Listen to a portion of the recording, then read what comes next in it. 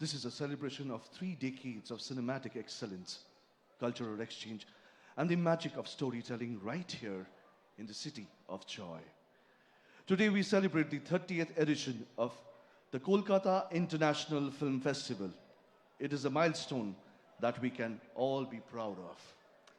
Ladies and gentlemen, I'm June, and with me is the very talented actor Jishu Gupta, and together we are going to host this wonderful evening, the inaugural ceremony of the 30th Kolkata International Film Festival 2024.